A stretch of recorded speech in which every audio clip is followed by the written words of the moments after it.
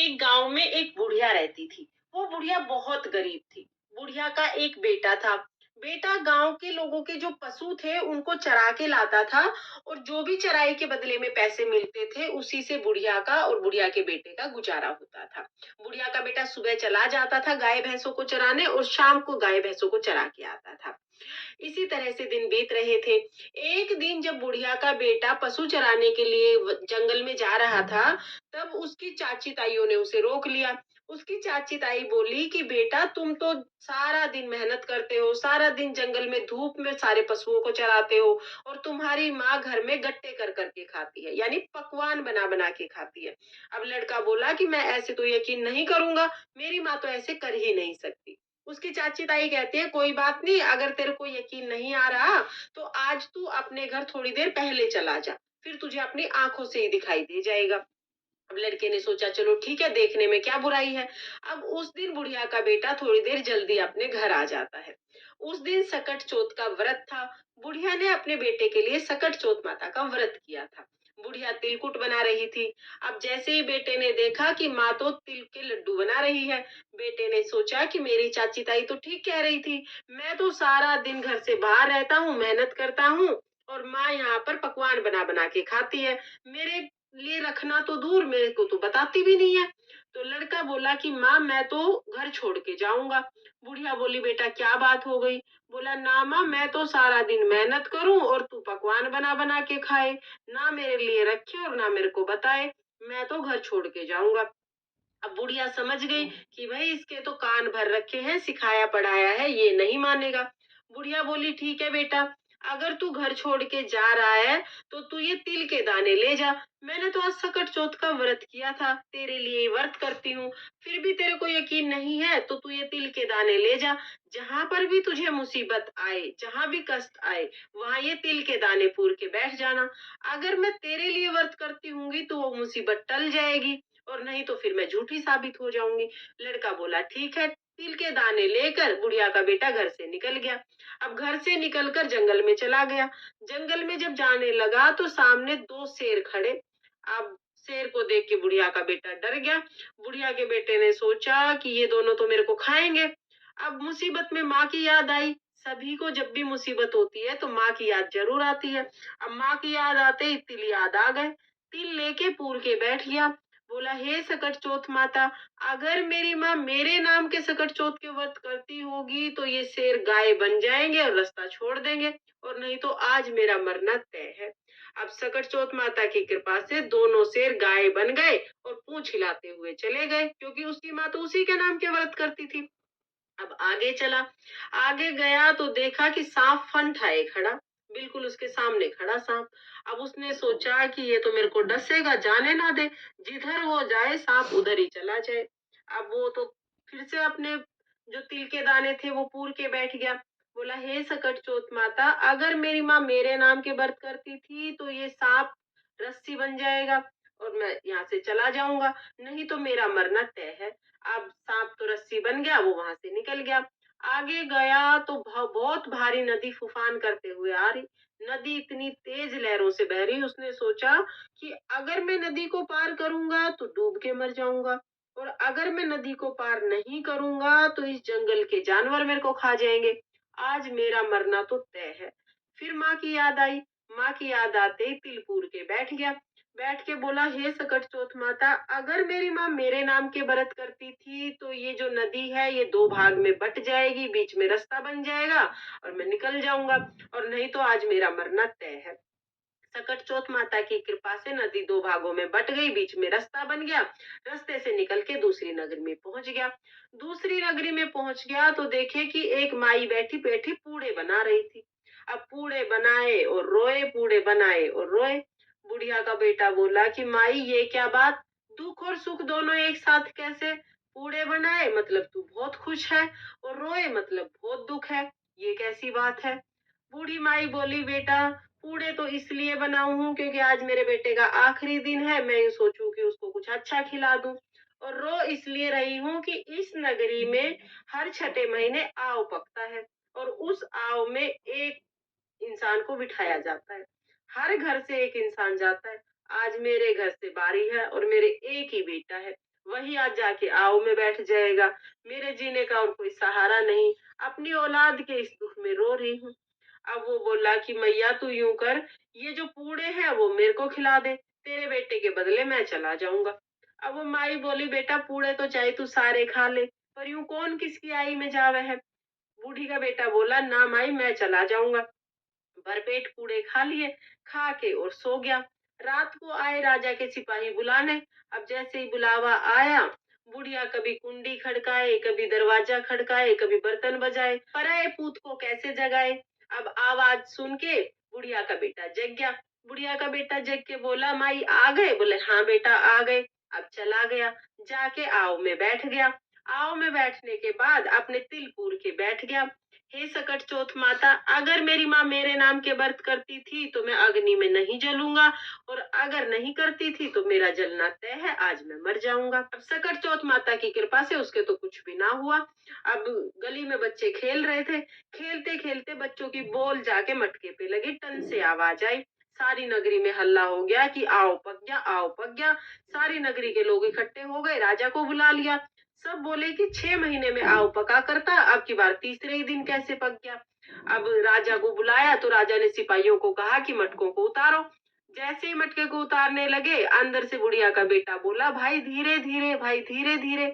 अब अंदर से इंसान की आवाज सुन के सब डर गए। सारे सिपाही मटके को छोड़ के दूर हो गए।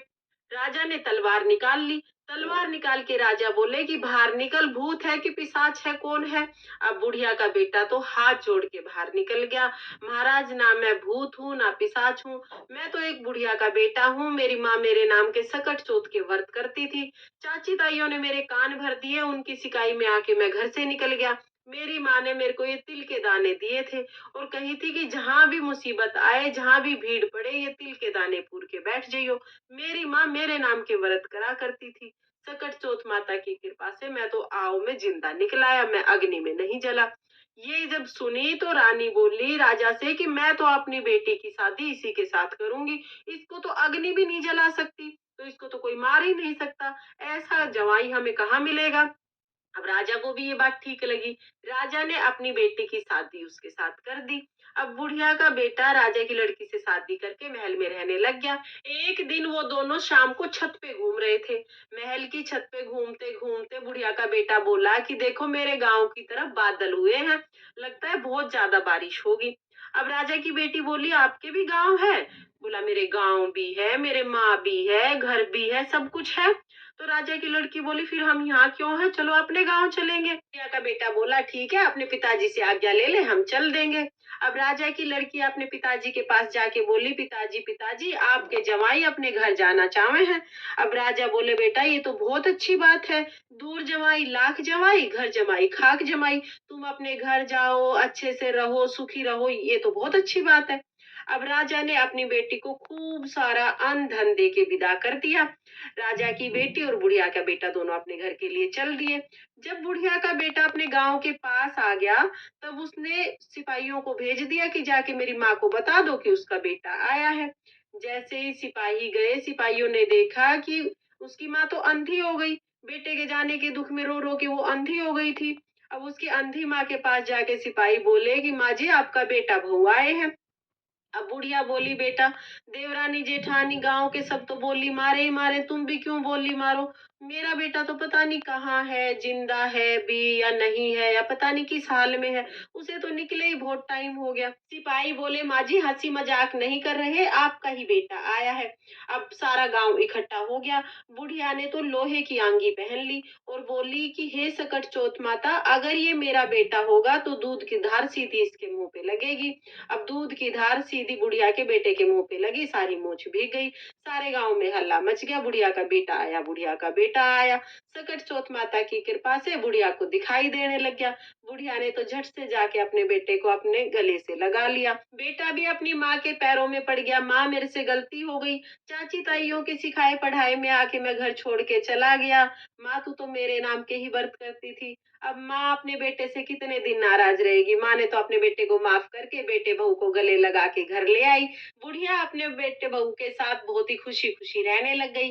राजा ने पूरे नगर में ढिंडोरा पिटवा करवा दिया कि सभी माएँ अपनी औलाद के अच्छे भविष्य और लंबी उम्र के लिए सकट चौथ का व्रत ज़रूर करें। हे सकट चौथ माता, जैसे आपने बुढ़िया के साथ पहले की वैसे किसी के साथ मत करना, जैसे बाद में की वैसे सबके साथ करना। इस कहानी को कहते, सुनते, हुकारा भरते सब पर अपनी कृपा दृष्टि बनाए रखना और सबकी सब मनोकामनाएं पूर्ण करना। तो ये थी सकट चौथ की कथा। कथा सुनने के बाद थोड़े से जो तिल के दाने हैं वो गणेश जी को समर्पित करेंगे, थोड़े से जल के लोटे में डालेंगे। इसके बाद हम एक विनायक महाराज की कहानी यानी गणेश जी की कहानी जरूर सुनेंगे। तो चलिए गणेश जी की कहानी शुरू करते हैं। एक बार एक देवरानी थी और एक जेठानी थी। जेठानी गरीब थी, देवरानी अमीर थी। तो जेठानी देवरानी के घर काम करने जाती थी। काम करके जो भी बचा कुचा खाना मिल जाता वो ले आती और आके अपने बच्चों को खिला देती। इसी तरह से जेठानी का घर चल रहा था। एक दिन आया सकट चौथ का व्रत। अब जेठानी ने व्रत कर लिया। जेठानी का व्रत था इसलिए वो दौरानी के घर काम करने नहीं गई। काम करने नहीं गई तो घर में कुछ खाने का भी नहीं आया। अब बच्चे आए, माँ कुछ खाने का दो, माँ कुछ खाने का दो। खाने का कहाँ से दे, काम करने तो गई ही नहीं। इतनी देर में उसका आदमी आ गया। आदमी ने आके देखा कि बच्चे तो भूख के मारे रो रहे हैं और ये तो अपना व्रत करके बैठी है। बच्चों को रोता बिलखता देख के आदमी को गुस्सा आ गया। गुस्से में उसके खूब मारे। अब पीट कूट के बेचारी एक कोने में जाके बैठ गई। वहीं पड़े पड़े शाम हो गई। शाम को आए विनायक महाराज। विनायक महाराज को सोच के लिए जाना था। अब विनायक महाराज बोले, बेटा शौचालय कहाँ है, मैं तो पोटी करूंगा। अब वो बोली, महाराज कहाँ के शौचालय, जहां मन करे वहां कर लो, सारा घर पड़ा है। अब विनायक महाराज का तो उस दिन राजा के घर में वासा था। खूब हीरे मोती सोना चांदी खा के आए थे। पूरे घर में पोटी पोटी कर दी। फिर बोले, बेटा साफ कहाँ करूं। वो बोली, महाराज मेरे सिर पे पोंछ लो। अब सिर पे पोंछ के और विनायक महाराज तो चले गए। वहीं पड़ी पड़ी बेचारी को नींद आ गई। सुबह जब उठ के देखा तो घर में तो हीरे मोती सोना चांदी जगमग जगमग है पूरा घर। पूरे घर में धन ही धन भरा पड़ा है, क्योंकि विनायक महाराज का तो राजा के घर वासा था। उस दिन खूब हीरे मोती सोना चांदी खा के आए थे। अब पूरे घर में देखे धन ही धन, जहां देखे वहां धन ही धन। धन समेटने लग गई। सुबह से शाम हो गई। देवरानी ने अपने बच्चे भेजे, जाओ ताई को बुला के लाओ। कल भी नहीं आई काम करने, आज भी नहीं आई। अब बच्चे गए तो बच्चे बोले, ताई ताई मम्मी बुला रही हैं, हमारे घर काम कर दो। अब जेठानी बोली कि भाई आज तो मेरे ही घर कोई काम कर दो।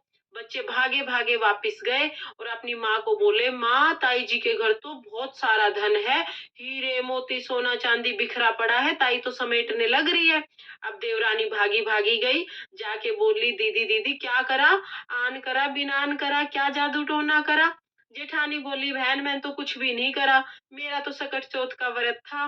मैं तेरे घर काम करने नहीं आई तो बच्चे भूखे थे। बच्चों को भूखा देख के तेरे जेठ ने मेरे बहुत मारे। मारे तो मैं पीट कूट के यहाँ कोने में पड़ गई। रात को आए विनायक महाराज, बोले कि शौचालय जाऊंगा। मैं बोली, महाराज यही घर में कहीं भी कर लो। बाद में बोले, हाथ कहाँ पोंछूं, तो मैं बोली कि सिर में पोंछ लो।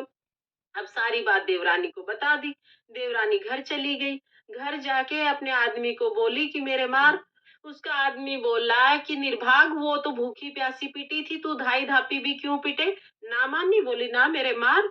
आदमी ने खूब मना करी, फिर भी ना मानी, बोली ना मेरे मार। अब आया गुस्सा, दमड़ दमड़ उसके आदमी ने अच्छी देही तोड़ दी। अब पीट कुट के और एक कोने में बैठ गई। शाम के टाइम आए विनायक महाराज। बोले, बेटा शौचालय जाऊंगा, शौचालय कहाँ है। बोली, महाराज पूरा घर इतना लिपा पोता साफ सुथरा करके रख रखा है, जी करे वहां करो। अब विनायक महाराज ने सारे में पोटी कर दी। विनायक महाराज का उस दिन तेली के घर वासा था। खूब सारी खल बिनोले खा के आए थे। अब पूरे घर में कर दी। अब जाते टाइम विनायक महाराज बोले, बेटा हाथ कहाँ पोंछू। बोले, महाराज शैम्पू से सिर धो रखा है, मेरे सिर पे पोंछो। अब सिर पे पोंछ के चले गए। अब सुबह देखे तो सिड़ाओ सिड़े, जितना समेटे उतना फैलता जाए, जितना समेटे उतना फैलता जाए। पूरा घर सिड़ गया, क्योंकि विनायक महाराज का तो उस दिन तेली के घर बासा था। खूब खल बिनौले खा रखे तो पूरे में सिड़ा दिया। अब दो रानी तो समेट ही नहीं पाई, जितना समेटे उतना फैल जाए।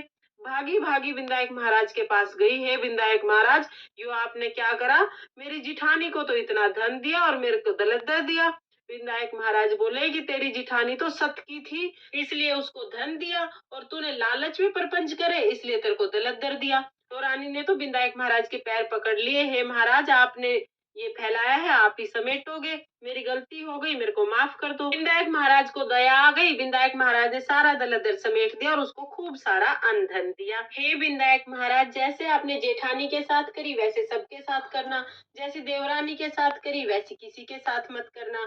इस कहानी को कहते सुनते हुकारा भरते सब पर अपनी कृपा दृष्टि बनाए रखना और सबके घर अन्न धन से भरना। ये थी विनायक जी की कथा। थोड़े से तिल के दाने हम गणेश जी को समर्पित करेंगे और थोड़े से तिल के दाने हम जल के लोटे में डाल देंगे। इस तरह से हमारी सकट चौथ व्रत की कथा पूर्ण हो जाएगी।